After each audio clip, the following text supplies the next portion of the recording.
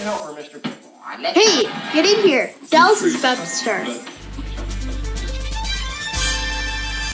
Welcome to the Ewing Barbecue. We are a Dallas rewatch podcast where we rewatch and review every single episode of Dallas one at a time and play a drinking game with it. Welcome. Can we buy you a drink? My name is Mary. And I'm Brad. I'm me.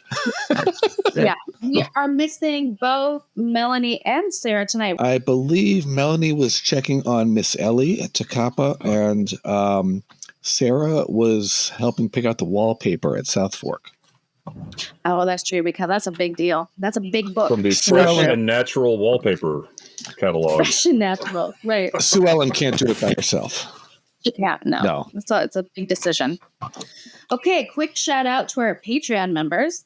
Brendan Phillip, Captain America, Amy Hara, Brad Holland, Who? Marie Johnson, Michael Yu, Jason Carter, Jennifer Indelicato, Laura Bernheim, Carl Wright, Anita Wren, and Kristen Carlano. Patreon is where our listeners and friends actively support us. Every dollar that is donated goes back into the production of this show. And in return, we try to give supporters some extra content like outtakes, video interviews, archives, a fun cast, adjacent videos, etc. We had a book club for a while. I'm going to finish that book. Boy, there was a big talk about that book in one of the groups this week, even. I have another surprise, though. I have the script for the John Travolta movie that we could read. We should break that out next. And we should figure out something to do, like a dramatic reenactment or something. Oh my God, that'd be amazing. Think of it as National Lampoon's Dallas. Yeah, I think I probably will hate it, but it's okay. I'll go through it. I don't know if I could hate it more than the book, so I don't know. We'll see. Anyway, so those are the people who are paying money to support us on Patreon. But you can also join Patreon for free. And if you do that, you will be getting announcements from us. And you will find out when our new episodes come out right away. And we post the video version of this podcast, both on YouTube and on our Patreon. So you'll get an email when it's available. And if you would rather do either of those things, but you still want to support us in some way, you could give us a 5-star review on Apple Podcast and just leave a little 5-word review. And that would really help us a lot. Speaking of books, I remembered I had this sitting here. I bought this a long time ago. It's backwards. It says number 8 in the top right corner. So I guess this is number 8 of a series, but it's this one's called This Cherished Land. It's got Barbara Bel Geddes on the cover. Anyway, so I assume there are at least... Yeah, I need to track down the rest of these, and maybe that would be something that down the line we could do with they're Patreon. just like novelizations of some of the episodes. Yeah, it's like 180 pages, quick read probably. But I don't think I ever read it. I bought it off eBay probably in 1997. I bought this on Kmart when I was in middle school. Wow. I have one, and it's the episode of Jenna Wade in 1978. But that is the one I've been looking for forever. I don't have that one. That's the only one I have. Stay tuned after the show. Josh is going to read to Mary. Or right now. I should go. We'll put it on Patreon. Now that I know it exists for real, I can look for it on eBay. Interesting. Speaking of news of the weird, Linda Gray and Patrick Duffy as ghosts haunting Southfork. Have you heard about this? I read a story about that, yeah. Mary, what do you think? Tell us. I mean, you have me at Southfork, Patrick Duffy, Linda Gray, and ghosts. Are you kidding me? Did I write this? But it's not Dallas. It's not Dallas. It's they're not Sue Ellen and Bobby coming back from the dead. Here's the thing, is I think it's going to be super cheesy, but I don't care. I'm here for it, no matter what. All the cheese. Ladies of the 80s was cheesy. It was, but it was entertaining. We have just posted episode 7 of the Southfork Experience podcasts with Charlene Tilton and Steve Canale. I was just really excited that I got to talk to Steve Canale about his role in one of Steven Spielberg's first films. As a second movie, I think. In college, I took a Spielberg class, and that was the most exciting You part for had a me. Spielberg class? We didn't have one of those. What? Shame on you, UMass. That's when I realized I really like most Spielberg films, actually. I've seen most of them, but I have not seen that one. That's weird. I have seen Duel, which I believe is his first one, which is great. Yes, and Duel was not available because I took it in like 1997. So Duel was not available to watch. We did watch Sugarland Express. And honestly, one of the worst movies I have ever seen in my entire life was by Steven Spielberg. And it's from the early 80s, and it's called 1941. Oh, yeah, I've heard of that. John Belushi. And it's with like John Belushi and like a bunch of, and it should be great. It's, well, yes, before he died, yes. It should be great. There's like blackface jokes in it. It's not good. It's so bad. I like bad. Is it as bad as the book in our book club? It's not quite as bad as our book club, but I just remember like I didn't find it because it's just like World War II jokes, and so maybe I just didn't get it. And I was just like, this is, I don't know. Give me bad all day long. I will seek out a movie on Tubi with an IMDb rating of 4.7 before I look for Oscar-winning films and documentaries. And you want to go against the grain, don't follow the crowd. I'll give you one, but sometimes I just hate movies. So, yeah. But you know what's not bad is the Southfork Experience coming up down in Dallas the weekend of October 25th through 27th, where you will have Patrick Duffy, Linda Gray, Charlene Tilton, Steve Canale, Cherie Wilson, Audrey Landers, Kathy Podwell, Joan Van Ark, Jenna Lee Harrison, Josh Henderson. I say Audrey Landers, Jack Scalia, Joan Van Ark, among others, and your podcast team. We will be there in the flesh. So get those tickets. Yes, we will be there live. We will be, if you're there, seek us out and we will say hi and maybe we can talk to you and put you on the podcast. We're going to be trying to do a lot of like behind the scenes stuff. And it's also the weekend before Halloween. So hopefully we can do some spooky things. Like haunting Southfork as ghosts. No. Haunting Southfork. Also, I decided if we get to talk to people, I'm going to ask them all if they have paranormal stories. Ooh. Because that would be amazing. So we're going to go live. We're going to record podcast stuff, go behind the scenes. I'm going to try to put the drone up and get some footage. That'd be awesome. I will record the concert in its entirety, the Q&A in its entirety, and all of those will be up on our YouTube channel after, just like the Burbank panel, which was great. And bring your Dallas merchandise, and me, Josh, Mary, will sign anything for free. In fact, Josh might pay you $5 to let him sign something. Right, exactly. Hey. And I'm thinking we might have some like merch and stuff there too. I'm hoping, and we can get that to happen, or maybe some stickers or something. So please come if you're there. Please come say hi to us. Absolutely, we want to meet people.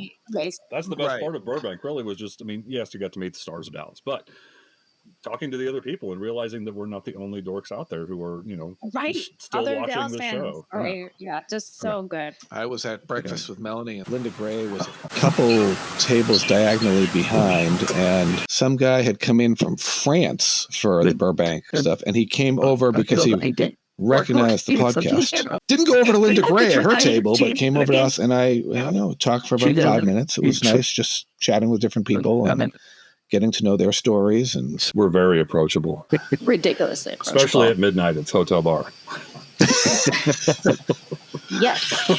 Well, I want to say hi to everybody that is on our Twitch right now. I just finally logged in, and there's a bunch of people chatting. So hello, everyone. Hello. Shalane McCall, birthday yesterday, the 16th. She is 52. Morgan Woodward was born on September 16th, 1925. George? Wait, you and Shalane are almost like exactly right on, right? Yeah, she's got 10 days on me, yeah. She's my cougar. No. That would be a great find if we could track her down and get her to talk just She's a librarian. I know. I was like going to try to manifest this and put this out. Like, if anybody who's listening to this knows Shalane. Like, we just want to have like a really great talk with Laid her back about chat with just nerdy Dallas. we want to hear her experience Yeah. and what And she's doing now. George Chakiris, who played Nicholas, he is still with us at 90 years old. West Side yesterday. Story. That's right. 90? 90. Did he win an Oscar in West Side Story? I think he did. Most of them did. He was in there with Rita Moreno and Natalie Wood. And, Russ Tamblyn and mhm. Ben Horn.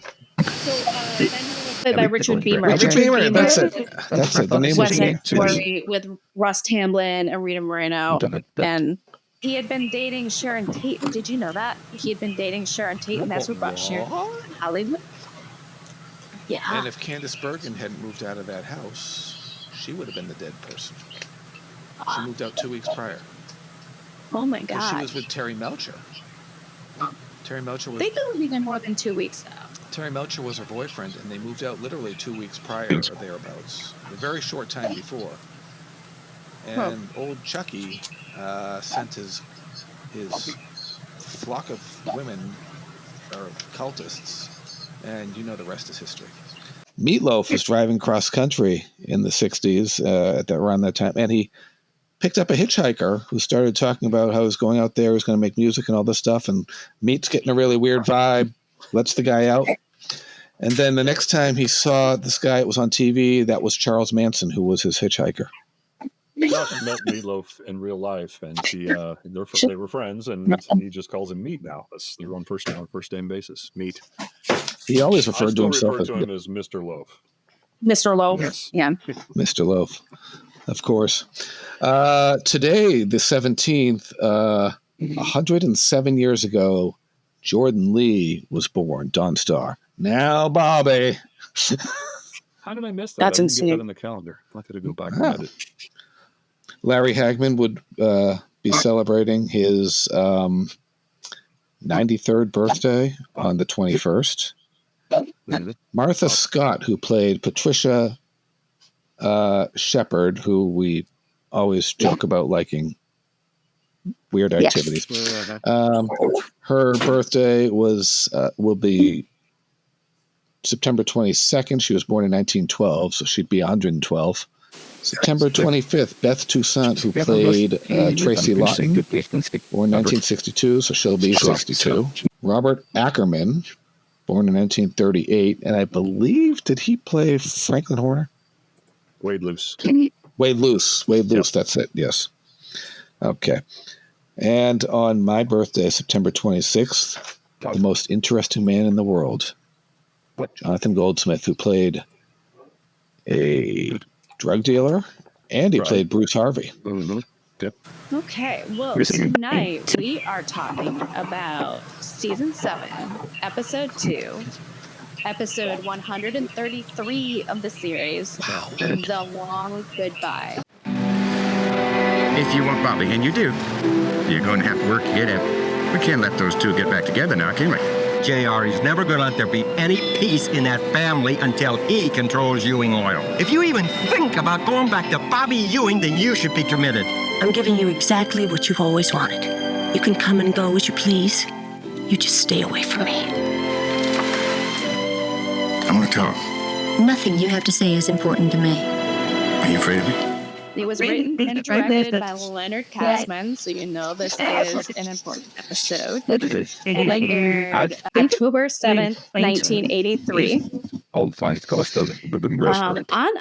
7th, 1983, the number one song in the U.S. was Total Eclipse of the Heart by Bonnie Tyler, again, and Karma Chameleon by Culture Club. Total Eclipse of the Heart was actually first offered to Meatloaf by Really? Jim Steinman. It was written for him when he was having his anxiety-induced vocal issues after Bat Out of Hell. He didn't record it, and that went to Bonnie Tyler, and Making Love Out of Nothing at All went to Air Supply. You know what? I can see Meatloaf singing both of those songs. That's crazy. Oh, yeah. I didn't know that, but Yeah. So the number one movie was Never Say Never Again, which that's a James Never. Bond. The James Bond knockoff. I just said never. We And won't I go said into it, again, but yes. too. Okay. Yes. I've never seen one James Bond movie. Tragic. So We did not have the same child. My first one was that's weird because I have 3 older brothers. Yeah. So how is that possible? Yeah. I don't know. my first James Bond movie was Moonraker, so I always associated with him in outer space and Lois Right. Childs. Right. Yeah. Someday I'm just gonna be like, okay, I'll just watch them all. Just don't watch the old But- one. Just start with Daniel Craig and go forward. And if you want to go back after that and watch the old ones with Sean I Connery. can watch Austin Powers. So You That don't wanna actually watch made fun of George the Lazenby? made fun of the Flint movies that with James Coburn more than they did the James Bond movies. But we don't. That's a lot of minutia. But we don't need to go into that. but I do love the game GoldenEye. That's one Sure. of my favorite videos. Sure. Yeah. That hit right Even though where. I'm terrible at it. Yeah. And my husband to this day likes to sit and wait for me, will stand behind me and I don't know, and then we'll be laughing. I'm like, what? And then he'll shoot me in the head.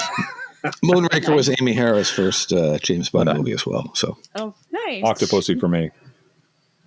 he said octopussy. Okay, and on Hated Dallas, to. Josh.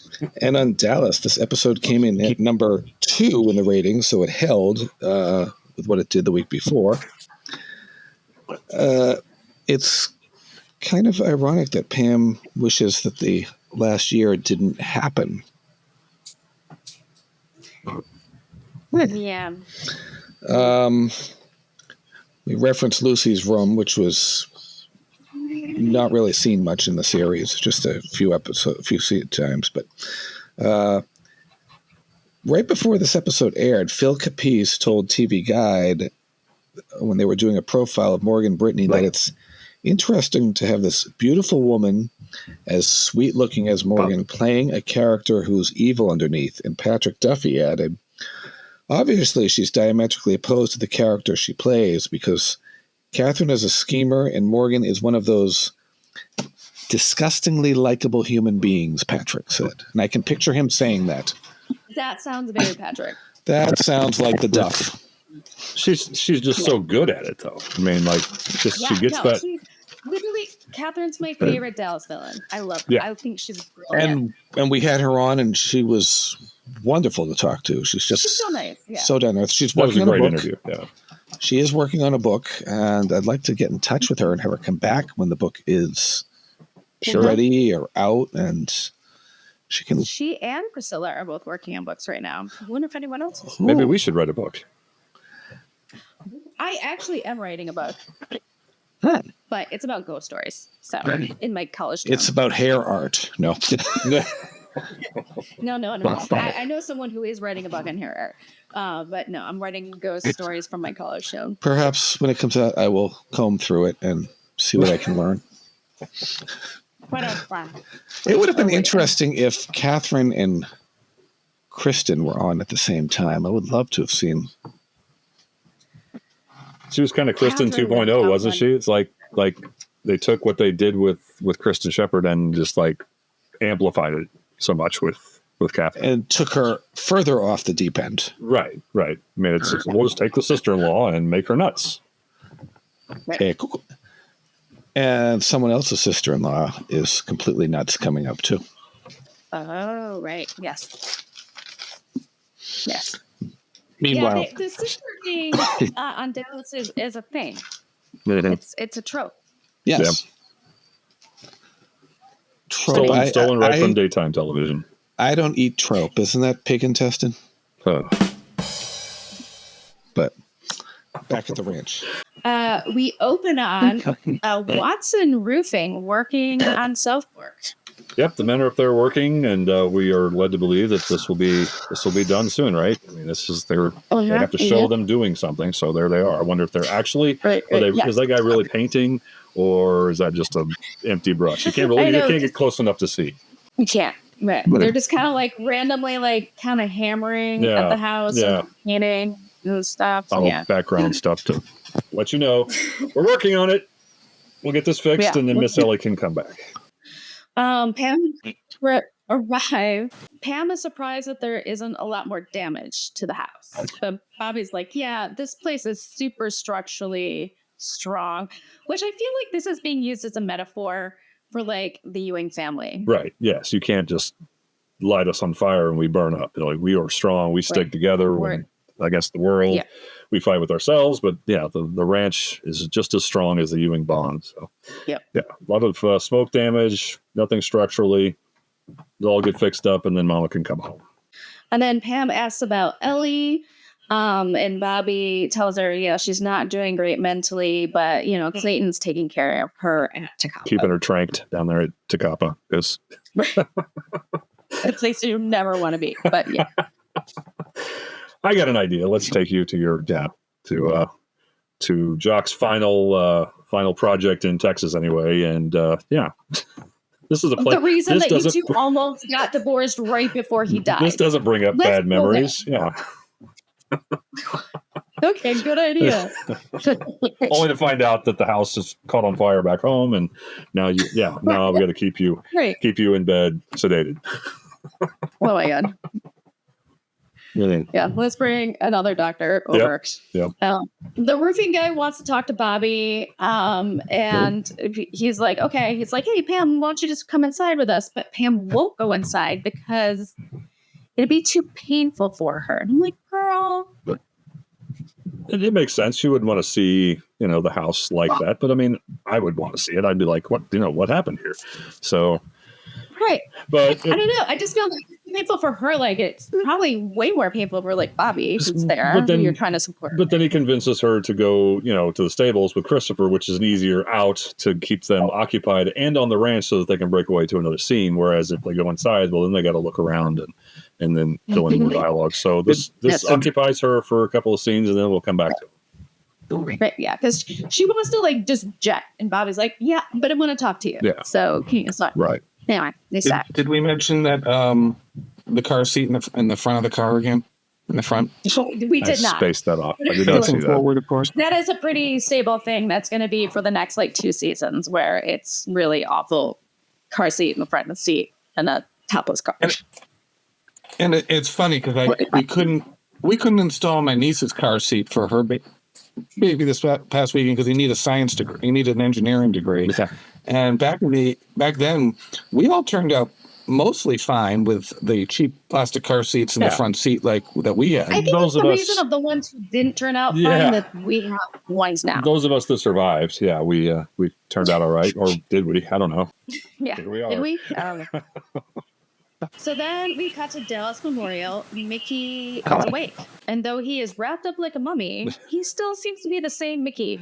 Pretty witty. He's witty. He's in good spirits.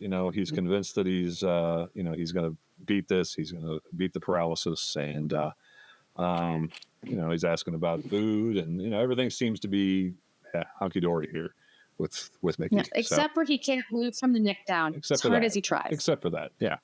But he's confident that things are going to change. So Lucy's like, "You got to get better because you got to go back to work." And then he jokes back like, "I thought you said we could live off your money." And that Lil scolds him. Just like, what? No, don't even joke about that. Lil, come on. Michael. I can't even handle Lil. I can't. She's quite the pill, isn't she? Yes. This is the writers learning from their mistakes, I think, with Mitch. But like Mitch was like, we don't need your money. We're going to live off of, whatever I can make, parking cars while I'm going to school and blah, blah, blah. You don't need to work.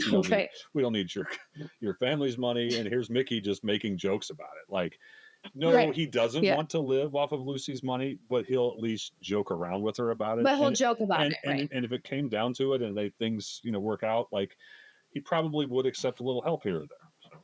I don't know. Hey, I get by with a little help from my friend. Right? That's right. So then we got to Ewing Oil, where JR tells is this his accountant? I think so. It's the guy that's keeping track of the money for him. So one of the accountants. His accountant that the fight is off, but just out of curiosity. Yeah. How we doing? What's the tally? Curiosity, my ass. So it's already starting to creep in for JR. He may want to backtrack on that, calling a truce. It's in there. It's a seed, but just in case. How am I doing? You know, if I'm 50 million down, well, yeah, we got to call truce. But I'm 18 million up, huh? He wants Bobby to drop his guard so he can swoop in and step on him. And maybe that was always the plan. But of course, it's J.R. Ewing. Then we go back to Dallas Memorial. So Donna goes directly to the doctor to see what the dealio is. And she's like, she's awake. Oh. And she doesn't mince words. And he's like, yeah, him coming out of a coma doesn't really have anything to do with the diagnosis that he's probably not going to get. Which is not what she wants to hear. And it's, a classic television thing. When somebody's paralyzed, well, we have to do everything we can. And at this point, you're, as a viewer, probably believing that, well, he's just going to, they're going to come up with some sort of pioneering medical treatment and he's going to walk again. At least that's what we hope. Yeah. Right. Right. And that's what Donna's hoping. Right. Right. You can't get rid of one of these guest stars by paralyzing them or killing them. No. JR goes to the hotel pool and eyes some ladies in some swimsuits, steals some nacho chips from the poolside bar. Is that what he was taking? I think they're nacho chips, yeah. He's just hamming it up there, that was probably there, whether that was in the script or not, probably not. He's just walking by. He's like, hey, there's some chips. I'll go ahead and, that's in character. Perfect.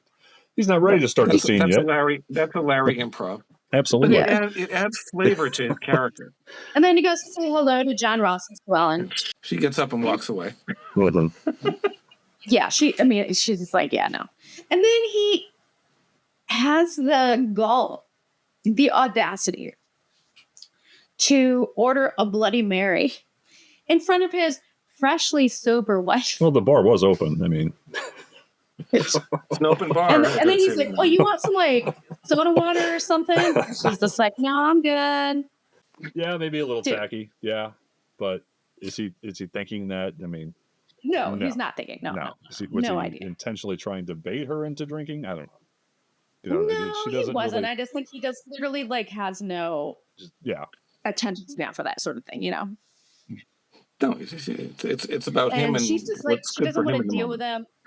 And then he's like, hey, Swillen, I came all the way over here to have lunch with you. You could be a little more pleasant. And then she goes on about how he has any med trash. Oh, I don't have it. No guilt. He has no guilt, and she felt guilty and thinking that she had caused the accident. Yeah, she kind of rehashes Holly and Walt stuff, and now that it's not her fault. I saw you and Holly in bed. I thought that was actually the show there for a second. I thought Mary was playing a clip. Wow, that was really good, Josh. It is. Especially when they're drunk. This Cece in the chat group mentions that they talk to each other this way in front of John Ross, So Ella's just going into it and just giving it to him right there in front of the child. No wonder John Ross was messed up later. Of course he was. Now, Sue Ellen, that's not fair. Of course I know the meaning of the word guilt. I've felt guilty many times. The only time you feel guilty is when you're caught. I like the... Exactly. Like he doesn't have anything to say. He just looks down. As I mentioned before we went on, I like the coloring in these episodes. It's really moved into the 80s at this point, just the film style. It's aesthetically the Dallas pleasing. that I know. Yes. In love. Yes. This is my Dallas. Yeah, because this is the first season where I started watching. We're not up to the point where I first remember, but this is the first season I was watching. And so, this connects with my 7.5-year-old brain. These 5 years or so with Carolyn. Then JR goes into, he wants her to come back to the house and pick out decor, and she's reminding him that she's picking out the new bedroom. No, she says that she's going to pick out a new bedroom because they're going to have separate bedrooms, separate lives. Right, separate lives, yeah. And that's what like I said, when I started watching it, that's what was going on, was they were living separately. I'll go to Southfork by myself. I really don't want you there with me. Okay, all right, fine. You pick out anything you want. It'll be fine with me. Maybe not. Oh, I will pick out the wallpaper. But I'll also pick out a new bedroom. A new bedroom? What's wrong with the old one? You're in it. Ewing, Huh? I want a different one. One that's apart from you. Separate bedrooms? Well, what the hell kind of a marriage is that? The kind we're going to have from now on. You see, JR, I have decided that I'm moving back to Southfork. John Ross will be raised there. And I technically will be Mrs. J.R. Ewing. But we won't live together as husband and wife. We'll have separate bedrooms and, separate lives. Here's separate lives. I think I just became conscious of something. It just became conscious of something that I've known. What is he doing?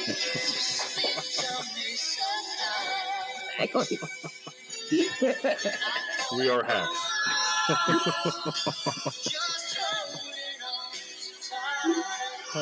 We're living separate lives. Yeah. Phil Collins.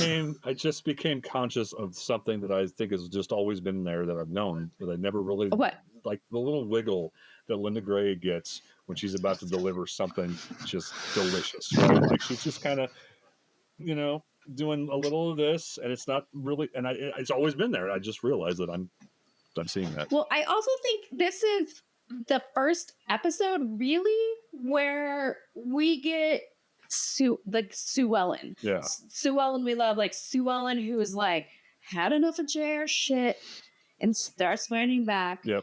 And becomes strong Sue Ellen. Like this is the first episode we start really seeing before it. she ran away from him to Dusty, which that wasn't really any much of a different situation. And now she's going to stay in the house, but she's going to live a separate life. But she wants her son raised in that house. Yep. And we'll talk about a few scenes when she talks to Pam where she's like, I am strong here and I'm going to like figure out how to get stronger because I know I'm strong here. Because she needs that as her backbone is Southfork. Yeah. But not JR, which is interesting. Because as Phil Collins said, they'll live separate lives. Separate lives. We come back to Southfork and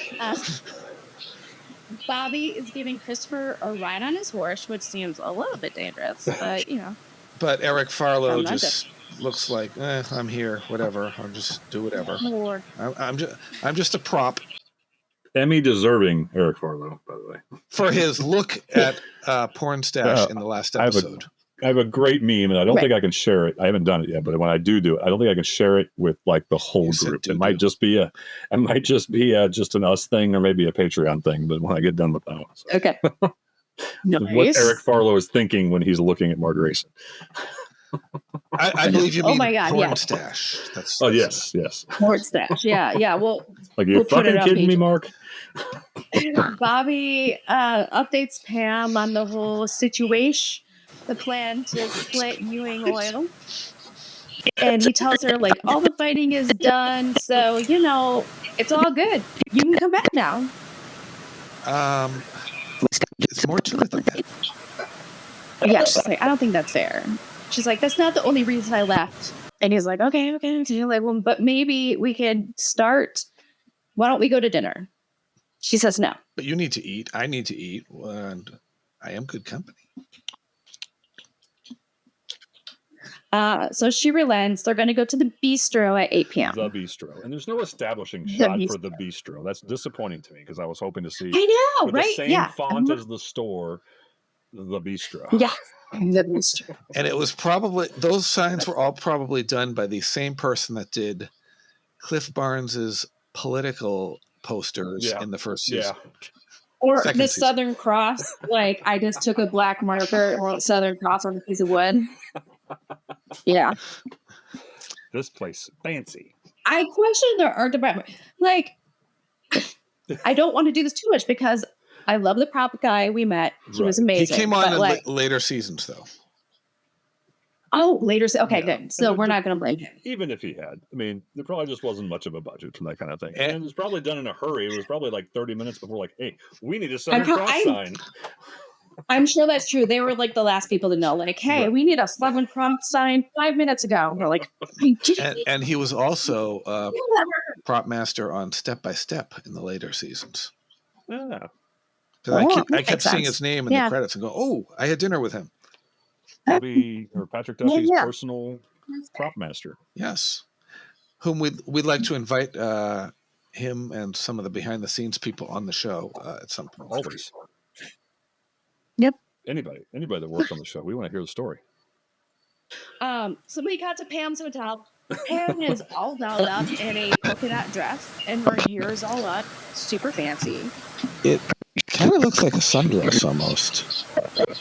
It is, yeah. It must be nice out. Well, Catherine drives by and says she looks great. Mark's gonna like freak out when he sees you. he's not going to see me. She's like, actually, well. And as soon as she does, Catherine's like, Oh, you can tell her body language, and she's just like, her demeanor I'm just sorry. completely changes, and she has her back to Pam a lot of the time, so Pam can't see her crazy eyes. She can't see her crazy eyes, but I feel like she can see all the other crazy parts of her at that moment. Like, I feel like Pam should be paying more attention to this because it's pretty obvious. And here's Catherine's youth and inexperience coming to light because she hasn't planned for, alternate realities, right? Scenarios? She thinks this is going her way and everything's going to fall in line. It's going to be perfect. She did not expect any kind of hiccups, speed bumps, whatever. And so she loses her shit. It's plan A and plan A only. Yeah, you can't do that. You can't have dinner with Bobby. What about Mark Grayson? And that's just kind of where she's stuck in this. Rather than, you should definitely go out to dinner with Bobby. Rather than think, you know what, maybe she needs to put some closure to that or realize that she doesn't want to be with him. That's what she needs. Yeah. Because Pam has her own... Pam's always like, I guess I should leave Bobby. I mean, she doesn't really need Catherine's help with that. But Catherine pushing back, like, don't you remember how he killed Mama? Yeah. Catherine wants to be Mrs. Bobby Ewing yesterday. Right? Right. She wanted to no time for this. She wanted to be Bobby Ewing before Pam met Bobby Ewing. Fire up that DeLorean. So, Pam falls for it for like a second, where she's just like, "Oh God, wait," and then she's just like, "Shut up! I don't care." And slams the door. Two siblings spat. Yeah. Nothing like a good sibling spat. So then we come to Dallas Memorial, where Mickey and Lucy are talking and joking. Do you notice a lot of these establishing shots at Dallas Memorial at night look like they're using blue for night filters? Oh, they probably are. They're just shooting day for night. You have a much better eye than I do for those kinds of things. But I'll look for it now. Oh, yes. And then he asked about the fire and like, how was your room? And she was like, oh, it's fine. It's on the other wing. And I'm like, the other wing? How many wings are there? How could there be another wing? Where? This is not the Carrington Mansion in Denver or Aaron Spelling's house. Tori had one side of the house and Randy had the other side. I mean, come on. I've been trying to watch that. I'm near the end of season 2, and it's just such a slog. It's just not the same. And maybe it's because it's too late. I'm too late to be watching that. But what is it? Anyway, what is it on? note, Where are you watching it from? Pluto TV has it. Pluto. You're watching what?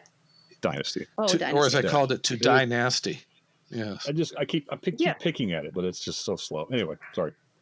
Yeah, I'm halfway through the first episode, and I've tried like 3 times. I just keep turning it off. The characters aren't as engaging. I mean, it's got the style and all that stuff, but the substance is... Wait till the Colbys comes and Fallon goes up in a UFO. Yeah, I'm really looking forward to that. No, I need to get back. I'll go back to Falcon Crest. I'm on season 3 of that. I just finished Falcon Crest finally. Good. The last season was terrible. So Falcon Crest is better than Dynasty, you think? Yes, like from absolutely. a now perspective? Yes. Okay. But all the lore bars are much better than Dynasty. I go Dallas, Knots Landing, Falcon Crest, Dynasty. And good to know. But it belongs in the conversation because it's the big 4. Well, yeah, for sure. Right. Yeah. I never checked out what was the other one? Was it Emerald Point or some other Flamingo Road? Was it with Morgan Fairchild? There was but that was really short. Morgan Fairchild. Morgan Fairchild did that one. Fairchild, That was like 2 years. I think. Yeah. I was too young for all those who passed my bed. Success. The last season of Falcon Crest was absolutely wretched. And most of them, most of the shows probably. I mean, most they shows didn't know in when general. No, this you. Because in the 80s, they were just like, no, let's just keep on going. The showrunner was Joel Surnow, who ended up doing great things with 24 with Kiefer Sutherland. Yeah. So Meanwhile, back at the hospital. Meanwhile, Mickey is complaining that they're not really talking about what's really going on. He's like, we can talk about the weather next if you want, but like we should talk about like real shit. The elephant in the room. And yeah, and he says that he wants to get better. He knows that like he's down, but he wants to get better. And when he gets better, he wants to marry Lucy. And she's going to hold him to that. She's gonna hold. She's so psyched. Yeah. She's like, yes. I thought he was going to go all passive aggressive here, kind of revert a little bit and be, kind of coming to terms with everything, but also, pushing her away and all that. But yeah, he kind of turned it on his head and says, I want to get better and I want to get married. So good for you, Mickey. Oh, Mickey, you're so fine. You're so fine. You blow Lucy's mind. Hey, Mickey. That's not necessary. It's so good to do this now with you guys because in the car when I'm listening to you for the last 5 years, I'm always like, that's not necessary, Josh. So now I get to say it live to you. It's great. Well, I'm still going to do it. I know you are. It is necessary, and I'm still going to do it anyway. Okay, so hotel. What is the hotel name? The Quorum. Quorum. Yes. Oh, the Quorum. It's not the hotel. Okay, I'm going to write that down because I could not remember. The Quorum. The Quorum Hotel at night. Sue Ellen and John Ross are getting room service for dinner, and then it's time for John Ross's bedtime. And how convenient that JR is coming in as the well-dressed waiter is going out with the trays. Right after John Ross is totally ready for bed, all the stuff has been done. Yes. While she's in. Yes, JR times it that way. Happened to be there. He thinks John Ross is being a little too quiet, which I think is weird because this is more than we've ever heard from John Ross, ever. But Sue Ellen is worried that maybe he has some lingering emotional problems from the fire. Well, it obviously didn't have anything to do with his parents spatting in front of him at the pool. Right, like fighting in front of him just earlier today. We're going to live in separate bedrooms and have separate lives, JR. I'm there for my son, not you. And that's when she tells JR that she has got him a separate bedroom and it's time for him to leave. She had all his stuff moved, too. She did. Oh, yeah. She's like, here's the key. Bye. Get out or I'll have security remove you. I would love to have seen that. You don't have to go home, but you can't stay here. She's really showing her resourcefulness. The last episode, she got a babysitter because I guess you can just call up and ask for a babysitter in 1983. I don't know how you do that. I don't know how you do that now, but anyway. Fancy hotels do that, though. Really? Fancy hotels, you can get babysitters, yeah. So not Hampton Inns. Not Hampton, and I only know this because years ago, Steph and I worked in advertising, and he's a producer, and he got sent on a few, pretty big shoots in LA, and we got to stay at, fancy hotels, which has ruined me for traveling for the rest of my life. Right. Because now I know what I'm missing. It's like traveling first class. Now you know what you're missing. Like sitting in the front row at a concert and then going to the back row. Yeah. And you could call up a babysitter. I stayed at the Sunset Marquis a couple times in LA, which is I don't know if you know that, but that's the rock and roll hotel. Right. Did you run into John Prospect? Did you run into any rockers there? Yeah. That's I told you that story. Was that with John Oates? Yes. When he was being a dick. Yeah. No, I've had good experiences when I've met him, so maybe you just caught him on a bad day. You don't know what else is going on. It was his kid. I get people are weird about his kids, but it was it wasn't me talking to his kid. It was my kid talking to his kid. So it's a job idea when we all get to be 75 or whatever, and just you know what? I think I'll go down to the Hilton Garden Inn and see if they need any babysitters. Right? Yeah, but La Quinta? Yeah, but you might look a little creepy. Sorry. Yeah. Okay. Yeah. We'll just leave it at that, Josh. Yeah. So then we got to the bistro. Bobby and Pam are slow dancing. At the bistro. They have a dance floor at the bistro. Yeah. When I think of a bistro, like a live isn't that form? kind of like an upscale deli or? That's what I thought. Yeah. But they have a dance floor. Oh. Cool.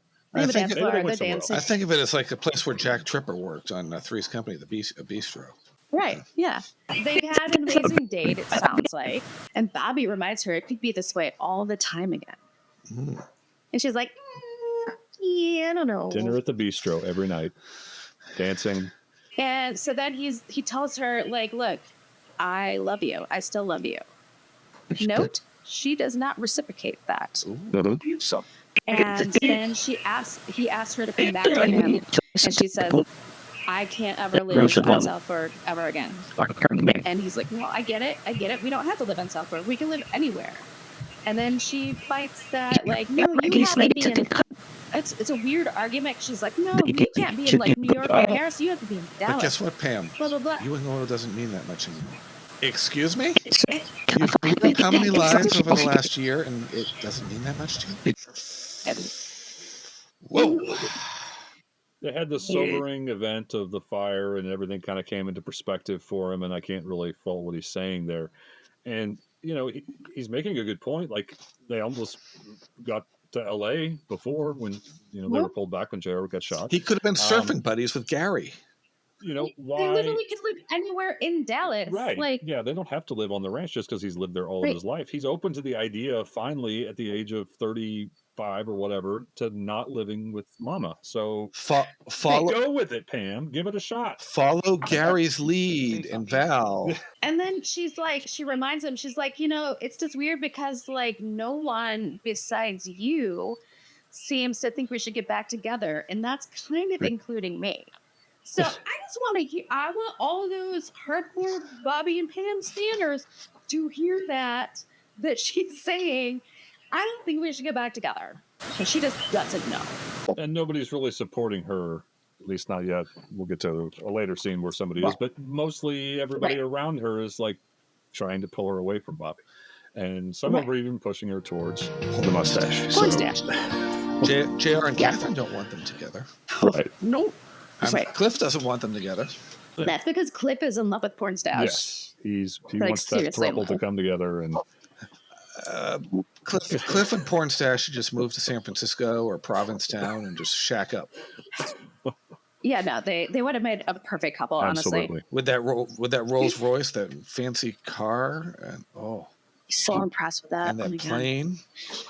And that's what Cliff meets Pam at. Is this like a boat launch? Undisclosed location. Yeah, I'm not sure where that was. Boats? Yeah. I don't. Because isn't Christopher like walking around on this little catamaran thing that's on the shore? Yeah, some seaworthy vessel.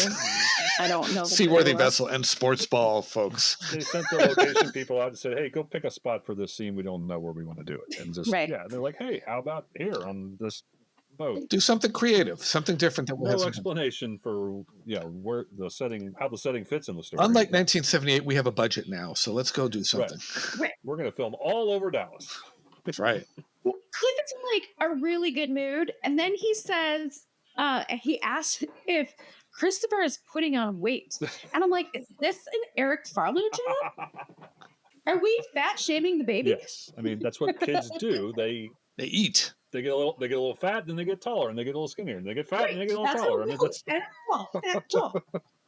is he putting on weight? Upside down, your turn to me, round and round.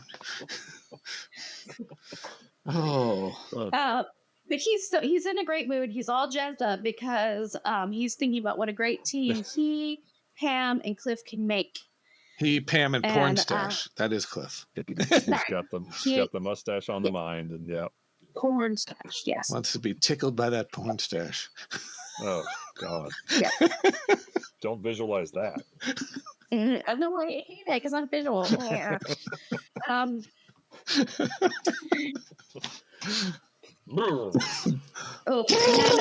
He finds out that she went motorboating. She went on a date with Bobby, and he flips. He flips his lid. Oh my God! It's like Dr. Jekyll and Mr. Hyde here. Holy crap! He also was thinking that he's been in this a lot longer, so he was thinking really this was the end, right? Not like Katherine, who's kind of new to the whole thing. Like he's been fighting this for 5 years. I'm close now to finally splitting them up, which I haven't always necessarily cared about, but I do now because it's close. And so he's going to lose his shit because he's so over the top that Eric Farlow starts to cry. Yeah, makes the kid cry. Yeah, the scene ends with the kid crying. Oh my God, you wicked, nasty uncle. Would love to hear somebody's story about filming that. Like, Oh. if anybody was there that filmed that scene, I want to know what happened. Like, did Ken apologize to the child? I don't know. And then it becomes Ewing oil. And we have to drink because JR got like the ultimate parking spot right in front of. Of course he did. Of course he did. Yeah. And Katherine turns up in that outfit that I always visualize her in, with the hats and the. I feel like there was a lot of publicity photos taken. Yes. This episode, like these first 3 episodes, there was a lot of publicity shots because. Like the sense. Sue Ellen and Pam scene, that turned up as a puzzle. Those outfits. And I love it because Katherine just tells JR that he's stupid for ending the fight, and JR's like, "Yeah, I don't really like pretty ladies telling me that I'm stupid." Somebody get a doctor. We're going to trank this woman. Right? Doctor. I like how she says, "Can we go somewhere else to talk?" And he's just like, "Sure, we'll just stroll down this sidewalk." Like, I don't think that's what she meant, but it got the scene moving, so whatever. Okay, we'll go with it. Right. Whatever. We have a nice camera on a dolly here, and we're just going to roll it down the street. So we're not. We don't have time to like go to a restaurant and talk. No, we'll just stroll down the sidewalk. I'm not going all the way upstairs with you because you just. We have a budget now, so we got a dolly, so we can roll down the street and talk. Yes. And then he explains, he's like, I can't sway Bobby anymore. Like, he's not going to listen to me. So it's on you. You're like a good-looking woman. If anyone could get him into bed, it's you. You're going to have to lie to him. You have to lie to him. I'll deal with Pam. Because he's trusting and he'll trust you and he could. And she's like, I don't know. He's like, seriously, if anybody could, it's you. So I'll deal with Pam. Oh, he'll deal with Pam, all right. Yes. Southfork. Clayton arrives. You know, a fancy car there. A little British thing going on here, huh? Yeah. But the door opens the other way. Oh, yeah. Making up for that's not having a fancy Southern Cross sign. And gets out with his ascot. Right. His ascot on. Right.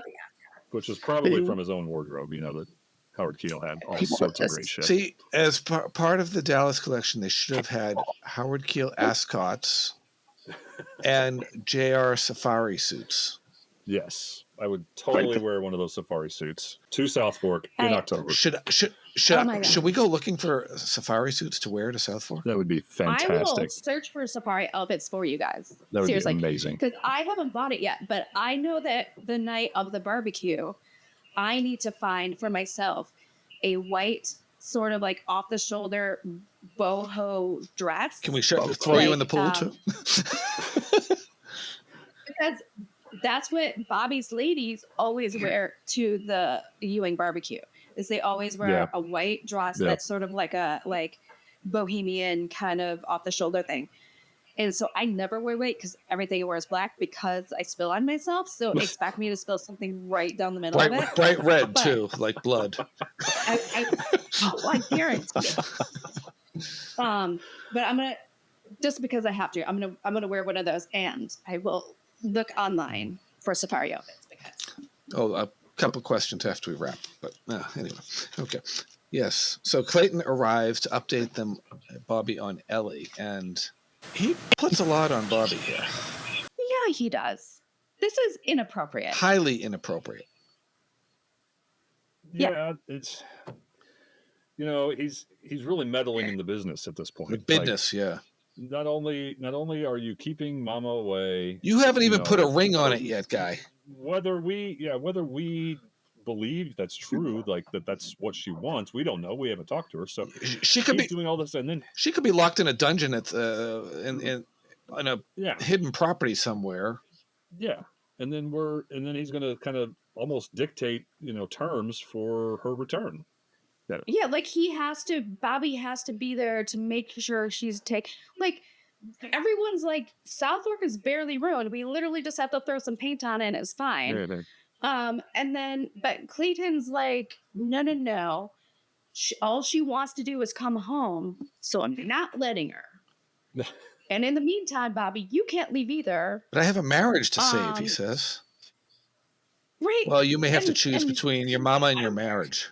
Is basically what it comes down to. And so instead of taking her home where she really wants to be, even if it's a little messy right now, he's like, no, I'm going to take you to the place where, Jock built and is the reason you almost got divorced right before he died. Right. I'm going to do that. Cool. Yeah, that's a great idea. And a conspiracy. I love Clayton, but he's got terrible ideas. And a conspiracy theorist might say, "Ooh, maybe he's in cahoots with Jeremy Wendell to cause trouble and break up the family, keep Mama away." And that was almost kind of like an afterthought by the writers, probably. Like, oh, well, we need a name of a place that they're at. Well, how about Takapa? We use that place. I am We'll just throw Takapa. that in there. They didn't think it all the way through and think, well, maybe that wouldn't is be. Totally what happened. And it's like, you guys. Yeah. Or, somewhere in the interim, maybe Miss Ellie made peace with it. I don't know. Whatever. Yeah. It just seems like, well, we'll just throw that name out there rather than come up with a new name or usually an existing resort. They could have gone to anywhere. Galveston where they met up before. Cancun. I mean, whatever. Right. Make up There's a so many place. places. They could go to a swamp in South America. Oh wait, no, too soon. No, that's a bad place. That's my thoughts on that. Like, that was just lazy writing. Didn't think it through. Yeah. We got to do 30 episodes this year. We're gonna slapping these together. Nobody's going to be watching this 40 years down the line. No. Nobody's sitting in their basement on a Tuesday in 2024 talking about this episode. Now we have to cue up the music. All right. Porn So stash. we cut to Porn Stash's place. Porn Stash is in the woods near the water. It's Chest hair all over. Chest hair just hurting the waves. As he bursts out of the water.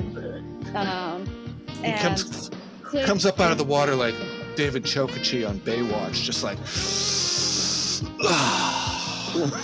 Should have been slow. You wanted them to kind of slow that down, kind of like the early episodes when JR is like ogling Pam in the pool. Buoys. And just linger. Buoys. Watermark. Linger on Mark. Or linger on Cliff. Porn stash. Linger on Cliff staring at Mark as he's getting out of the pool. He's so low. It's like, oh my god. He's so low. Cliff's got a chub down there. Totally. Cliff's got a spare rib, Chinese spare rib going on. Surprised he could stand up. Yeah. I wouldn't be able to stand. I wouldn't be able to stand up looking at Afton in that bathing suit. That was a fantastic. Oh my god! That's my picture.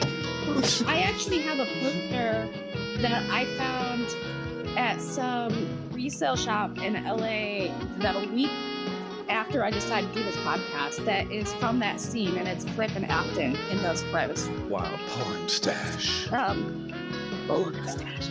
So to, change the subject and distract himself, Cliff tries to convince Porn Stash to make a super bold move on Pam. But he doesn't want to. And he's like, I don't think that's a great idea. And he's like, no. She wants someone to tell her what to do. I don't think so. I'm going to close. And suddenly, Mark has scruples. Like, all that chasing around that he did the previous season, like, no, you know what, I'm not going to do that anymore. I think I've got her, right where I want her. Right. I think like this, I have issues with Mark in this porn episode. Stash. Porn stash. But yeah, he's like, if she doesn't want me and she's still in love with her ex-husband, then I don't want to be with her, which is, fair.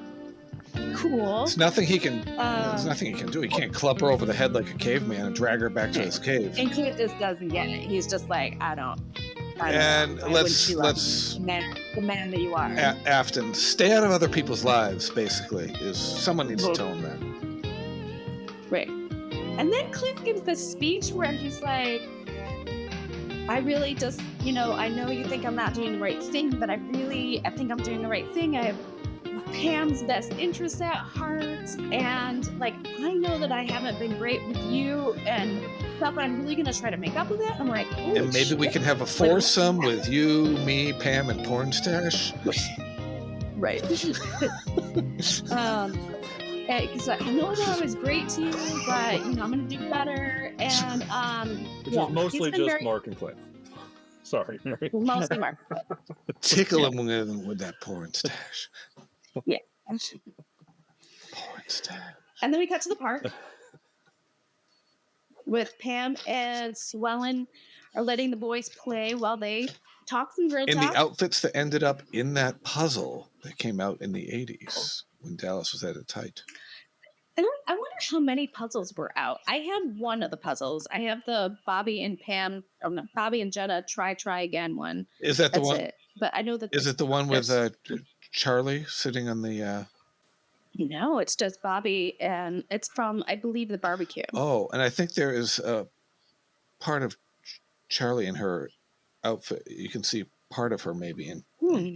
I'll have to check it. I bought it. It's like one of the first things I ever bought on eBay in the late 90s. Did you glue them together at the end to hang on your wall?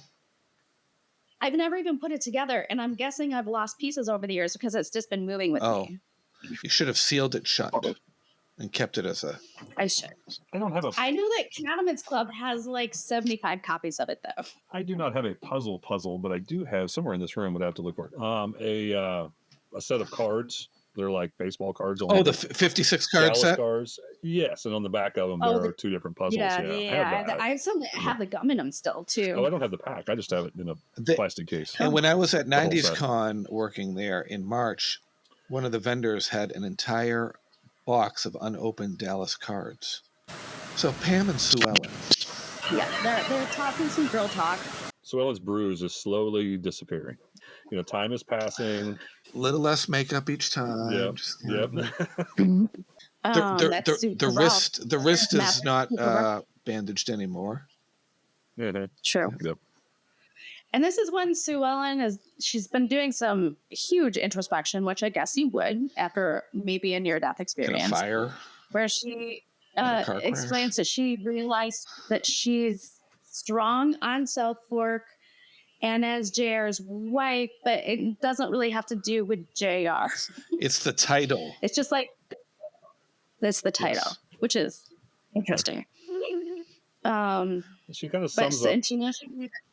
Oh, sorry. Hmm? No, she kind of sums up Pam's life, you know, and is like, you know, you've become rich in your own right. You've got your power with Wentworth, and you know, you've got a suitor waiting for you if you decide that you're going to divorce Bobby. You know, you have all these things going for you, and all Sue Ellen has is being Mrs. J.R. Ewing, and you know, perhaps the heiress to Southfork Ranch, and so that's what she has going for her, and she's going to go with it. So you can't really, I mean, you can falter, but then you don't falter in this scene, but like she's being really honest. Yeah. So she's clear-headed and she's thought it out. Go ahead. She's clear-headed and she thought it out. And sorry, go ahead. Yeah. And sometimes love is not enough. Yeah, sometimes not just but Sue Ellen is wearing a double belt, which is so 80s. A black or a blue and a red belt.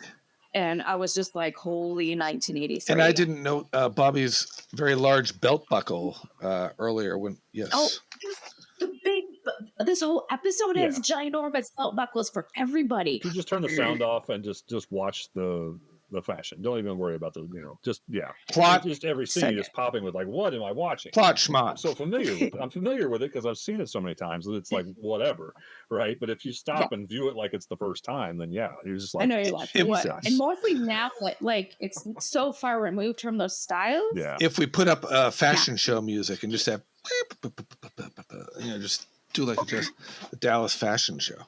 That's not a bad idea. Or that disco. That would be Dallas. So fun. Like if I was doing my own Dallas event, which I wish I was, that would be a really fun idea to do Dallas fashion show. Perhaps they could do that next year. No one's going to listen to us. Nobody's listening to us. That would be a great idea, but it. We are on to Lil, Lucy, and Ray coming into the hospital with balloons. But Mickey is in a mood. He's depressed. Yeah. Because he got the latest test results. Later, it's settling in that he's not going to be able to. So he's like that. Complete 180 over the course of these last 15 minutes. From excited to rehab and marry Lucy, and now he's. I noticed Donna was not there this time. No, but he wants to be alone that evening. which is understandable. Sure. That's a lot to process. Yeah. It's a lot of heavy cheese to be laid on here.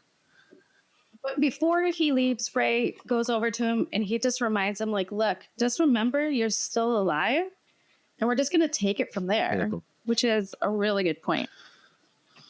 And really in life, you don't know. People have walked again. I'm watching, you see these hockey players, they break their necks and they're paralyzed. And I'm watching one that goes to a college, 5 minutes from my house, and he's just going through rehab. They almost have him walking again, so you just don't know. My mom got into a car accident in 2006, and they told her she would probably never walk again. Don't tell my mom ever that she can't do something because she was walking again within 8 months, because can't keep her down. There are advances in science. I mean, definitely it is something horrible to did you have to deal with if anybody ever had to deal with it. God, I don't have to deal with that, but there are advances in science, and there's cause for hope in the future. Yeah, so keep and there are always breakthroughs. So just chin up. Yeah, exactly. Keep your chin up on that. I mean, and also, I have known people that I knew a guy that was quadriplegic, and he was very artistic, and he learned how to do things with his computer, and just there are things. There's a life beyond paralysis. Yep. And that's the more you know. It's called making lemonade out of lemons in your life. We got to Southfork. Sue Ellen has not picked out wallpaper yet. It's J.R. Watson. Yeah. What was that? The Fresh and Natural. Yes, the Fresh and Natural book of wallpaper. Fresh and natural. That sounds like a hygiene product or something. Yeah. Yeah. That's what it can. Yeah. Can they use the wallpaper for hygiene? Yeah, they just grabbed something from the commercials and said, fresh and natural. So if you run out of products, peel that wallpaper off and use it. Yeah. There you go. Yeah, you got red wine on your walls? No problem. Just don't have anybody get in a fight near that wine as you're redoing the house. That's right. No candlesticks. She tells him she has good news and bad and good news again. And good news again. We call that a good news sandwich. There we go. Pam and Christopher may be moving back in. That's good news for her. Yay! Good news for her, bad news for him. And then she tells him about her plans for the open marriage. I'm giving you exactly what you've always wanted. An open marriage. At least on your part. I have no desire to be with other men. Lies. But you have my blessings to sleep with anyone you choose. Deadwood. You can come and go as you please. Your sex life is your affair from now on. I mean, McShane was on Deadwood. Yep. You just stay away from me.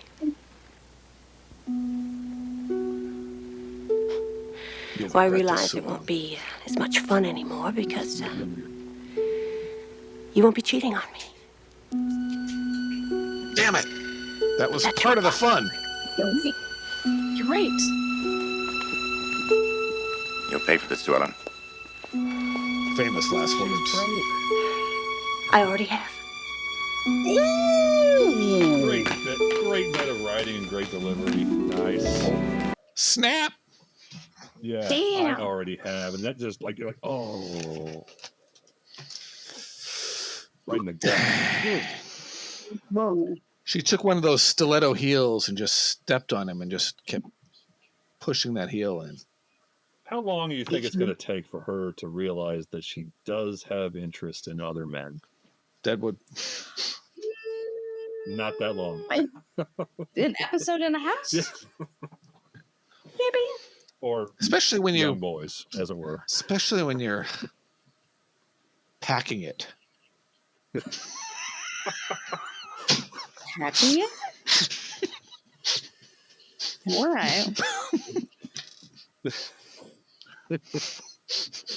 Interesting. The views expressed by certain members of this group do not necessarily reflect the views of the entire podcast as a whole.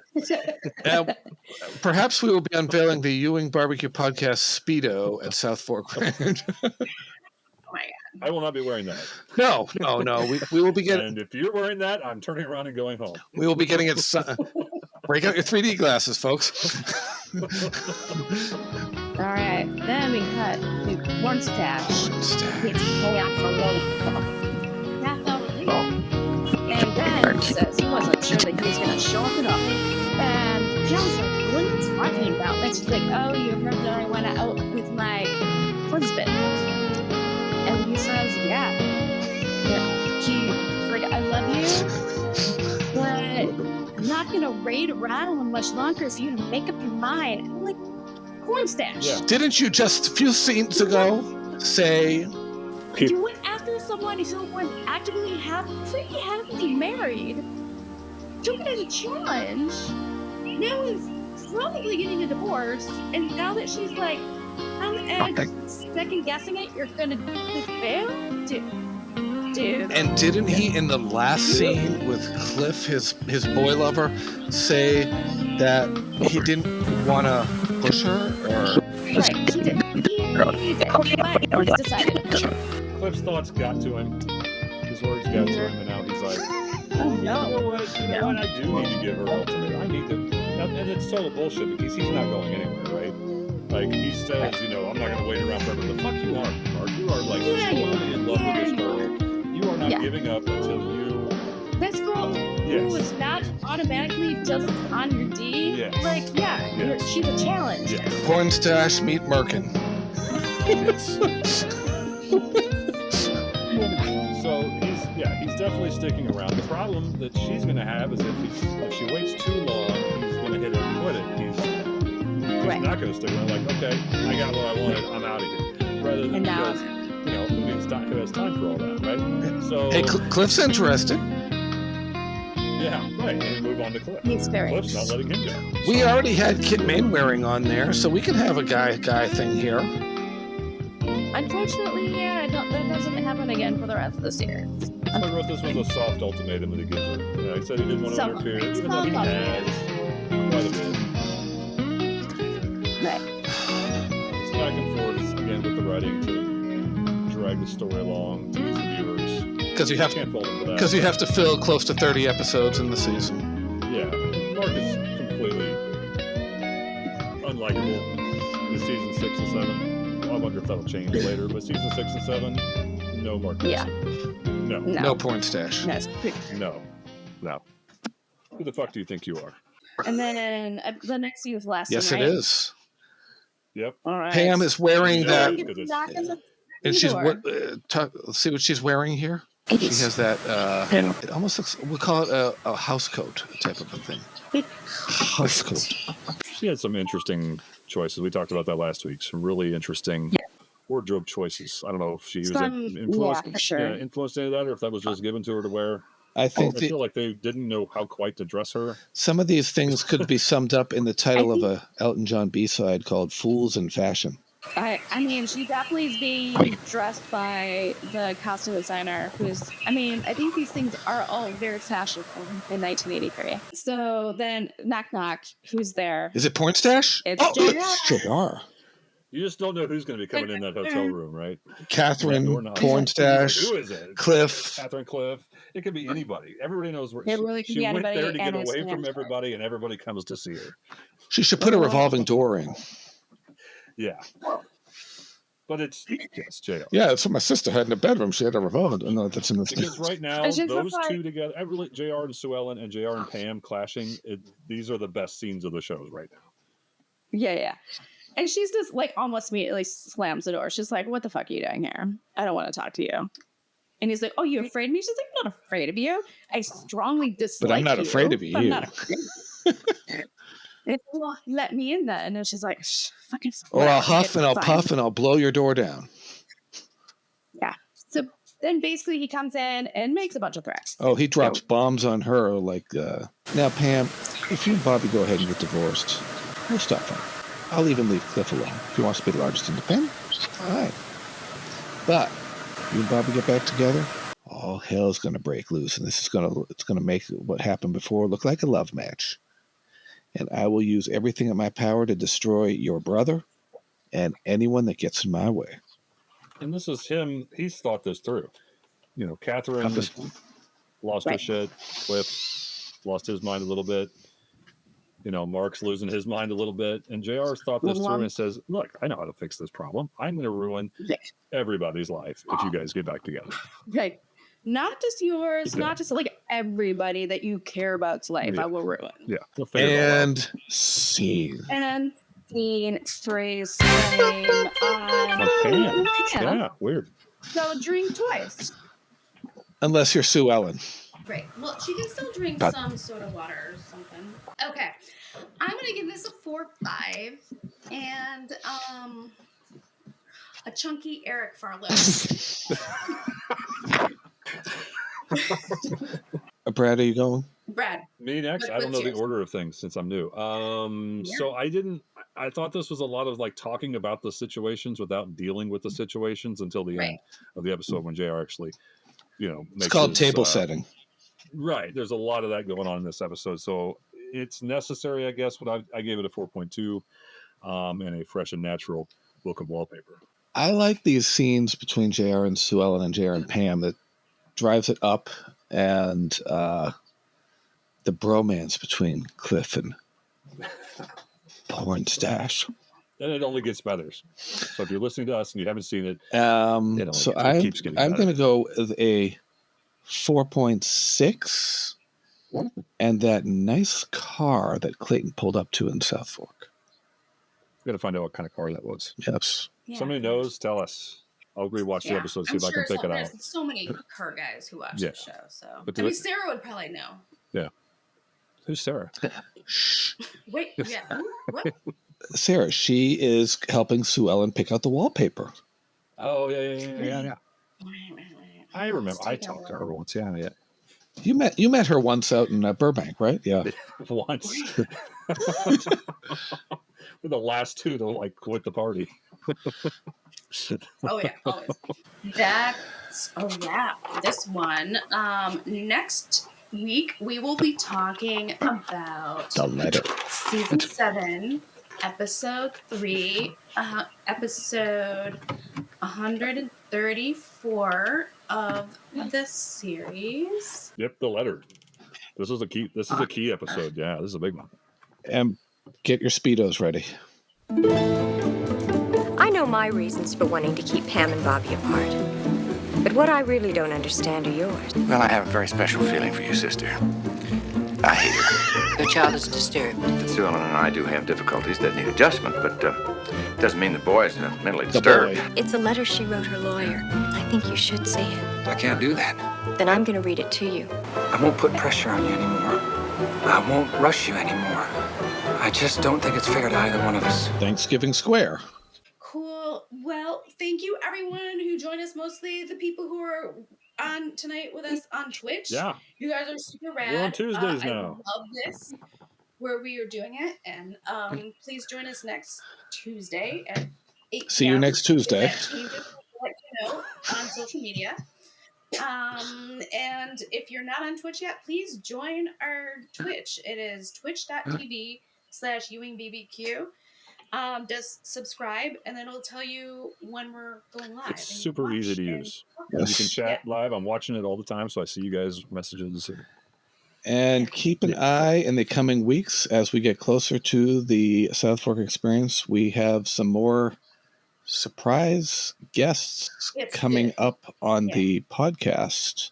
So stay tuned. Stuff will be coming at you fast and furious for the next, 5 weeks?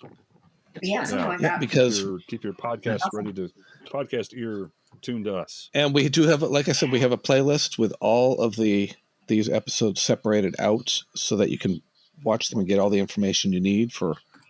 That is on YouTube. Yes, that's on YouTube. I should have clarified that. So anyway, and all those addresses are in your show notes. So please join us next time.